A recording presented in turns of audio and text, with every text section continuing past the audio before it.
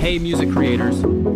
Today, we're diving into Ableton's Auto Filter, the analog-inspired filter effect that's ready to add serious depth, movement, and character to your sound.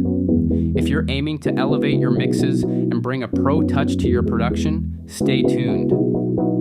First, let's talk filter types. Auto Filter gives you options like low pass, high pass, band pass, notch, and the morph filter, which transitions fluidly between these types for rich, evolving textures. With options for 12 and 24 decibel slopes and analog-style circuits like clean, OSR, MS2, SMP, and PRD, Auto Filter lets you channel the tones of iconic synths all in one place. Here's where it gets powerful. Frequency and resonance are the main controls, setting where the filter focuses in the spectrum and boosting frequencies near that point for extra depth. Use a non-clean circuit and you'll see the drive control, which adds warmth and distortion. And if you're using the morph filter, there's an extra morph knob to glide between filter types smoothly. Now, let's break down phase and spin, the keys to creating wide, dynamic stereo effects.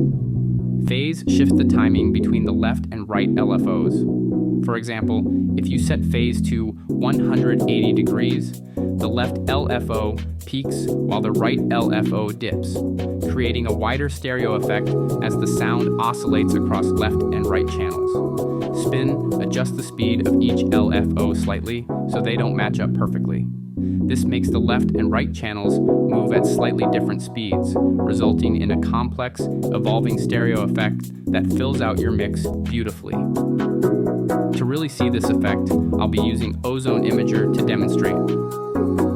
As we adjust the phase and spin controls, watch how the stereo field expands and shifts in real time on the Imager display.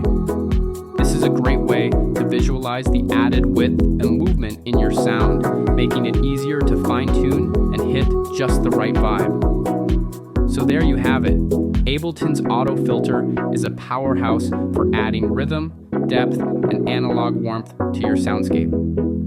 Dive in, experiment with these settings, and let your creativity flow. And if you're ready for more music production tips, follow along, because as we all know, the details make the difference.